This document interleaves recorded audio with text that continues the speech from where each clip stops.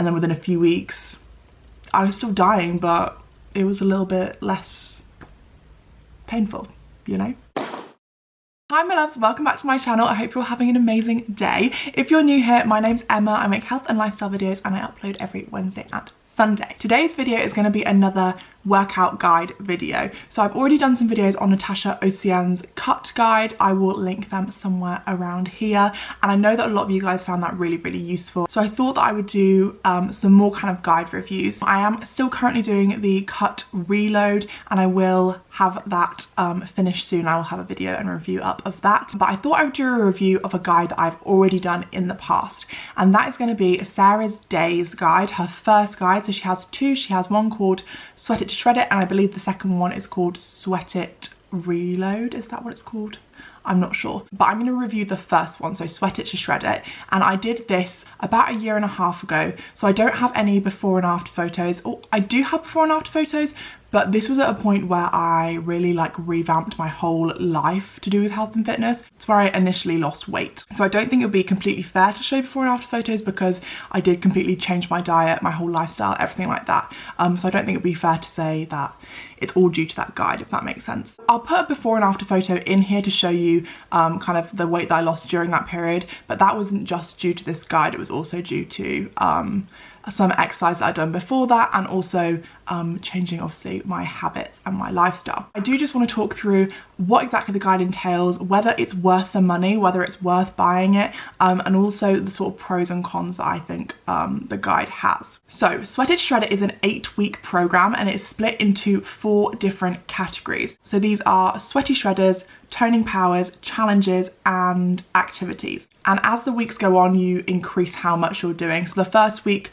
I think you have like 1 of each, and then as the weeks go on you have more sweaty shredders, more toning powers, that kind of thing. So just quickly I'll explain what each of those things actually entail. So the sweaty shredders are, as they sound, very sweaty. They're very much like HIIT Tabata style workouts with lots of jumping movements, jumping lunges, jump squats, burpees, bear crawls, all those kind of things. Very functional, and each of those sweaty shredder workouts has 7 moves, and you do each of those 7 moves 6 times for 30 seconds each. Now these sweaty shredders are tough. The first time I did one I struggled really badly. I could not finish it. I found it really difficult, and still to this day those things make me sweat like nothing else, and they are really tough. Toning powers are less high impact moves but include a lot of reps. These are all body weight exercises, but they're things like hip thrusts, squat variations, plank variations, things like that. They're much more geared towards sort of toning, I guess, your body. It's much less sort of cardio based, and it basically works on the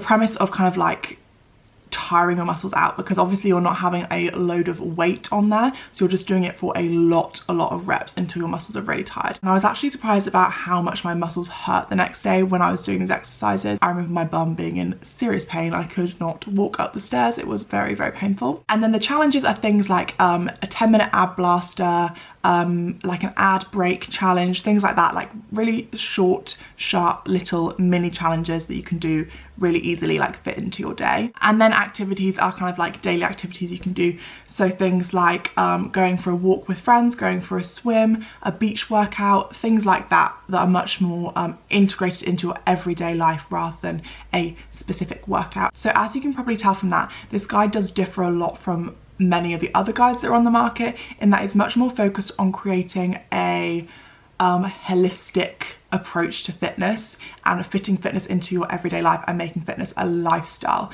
And that is very much Sarah's ethos towards health and fitness. If you watch her channel, that's very much what she's about making it a lifestyle, making it sustainable, listening to her body, all of those kind of things, which I am all for. I really believe in that. So that's kind of like the premise of this. It's not super regimented hardcore gym as much as creating a healthy lifestyle and something that you can stick to. So what did I like about this guide? The first thing that I really liked is that it is very accessible. It's great for you if you don't have a gym membership, you don't want to pay a gym membership.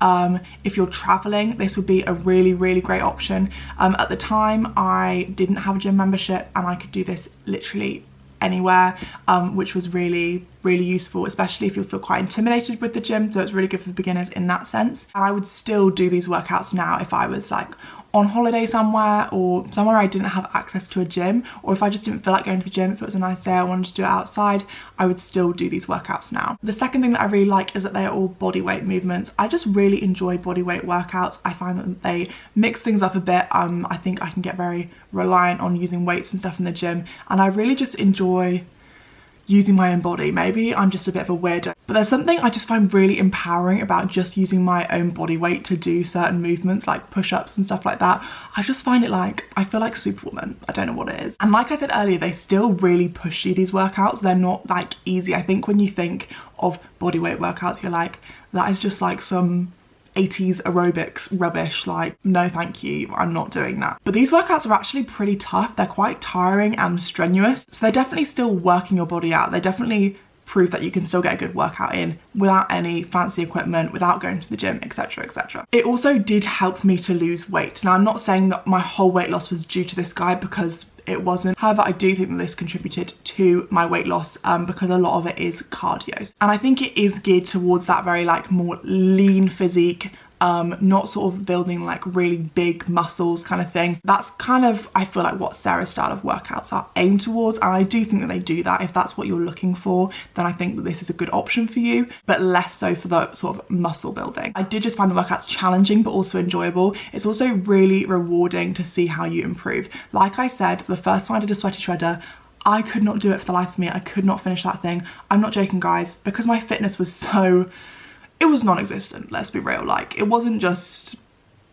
not great, like it was just not there at all. The first time I did it, I literally could only do like 3 burpees, and they weren't even good burpees, they were just horrendous.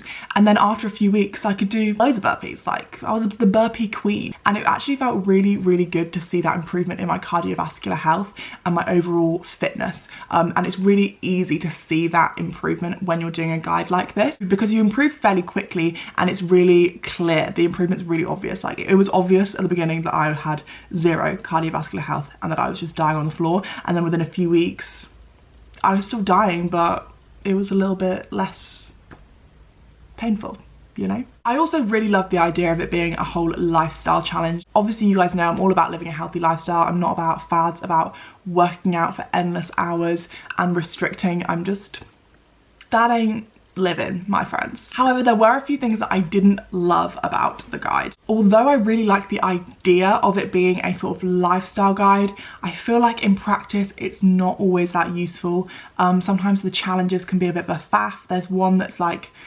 a challenge with a deck of cards, and each card has a different like move you have to do. Some of it feels a little bit gimmicky, like, and the novelty can kind of wear off fairly quickly, and you just want sort of like a proper workout that you can do. Some people might really enjoy that, but for me, I didn't love that part so much. I really enjoyed the sweaty shredders and the toning powers, but the kind of like activities and the challenges, they didn't really excite me as much. Also, as I said earlier, there are definitely easier and more effective ways to build muscle. So if you're really looking to build a lot of muscle, I don't necessarily think this guide is for you. I think that you'd be better off with a guide that includes some kind of weight training. But again, that just depends what you're personally looking for. If you're not looking to build a lot of muscle, if you're more looking to tone up, so lose some body fat and maybe see more visibility on muscles and increase strength, because definitely there is an opportunity to increase your strength here. There's a lot of push-ups and things like that. Then this guide is for you, but it just kind of depends what exactly you're looking for. Also, if you're already working out fairly regularly, I think at the beginning of the guide there won't be enough workouts for you. Like I said, there's only 1 toning power and 1 sweaty shredder for the first couple of weeks, I think, which for me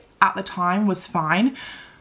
But now if I did that, there wouldn't be enough workouts for me. I think that's something some people might struggle with. For me personally, I really enjoyed doing this guide as a guide, but I also now really enjoy just taking those workouts every so often and peppering them in within my normal workout routine. I still think that that works really well, and I would buy the guide just for that. I think that the sweaty shredders especially are so good at getting your heart rate up, getting a massive sweat on. They really push you to your limits, or at least they push me to my limits. So I would still buy it for that purpose, and I do think that it's worth the money. I definitely would have preferred this in an app form as well. This is just a traditional ebook. It has sort of photographs of each of the moves and like an explanation of them, which was fine. They were fairly easy to follow, fairly obvious what the moves were. There wasn't anything too crazy in there.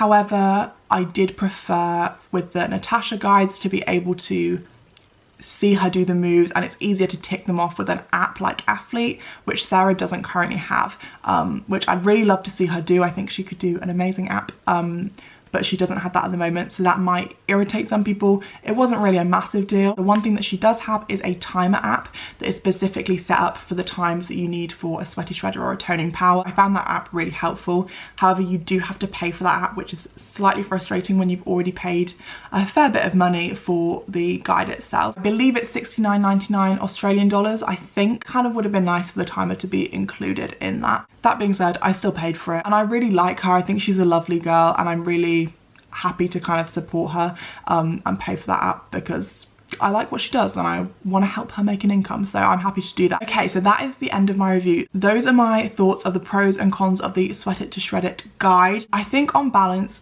personally, for me, it was worth it at the time. I don't know if I would necessarily still purchase it now. I probably would because I do just really enjoy the workouts and I do still use them.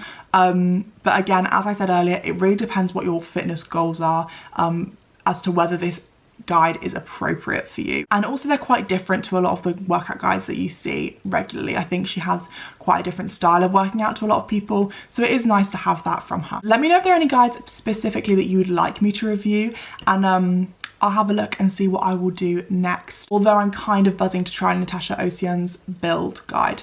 I feel like I'm just going to end up reviewing every single one of her guides because I just think they're so good, but I'm willing to try someone else as well. Let me know if you have any that you would specifically like me to try, or if you'd like me to try Sarah's other workout guide. I'm happy to do that as well. If you enjoyed this video or found it helpful, then please give it a thumbs up because it really supports my channel and obviously just makes my day. And you can obviously subscribe for more videos. I hope you guys have the best week and I will see you all soon.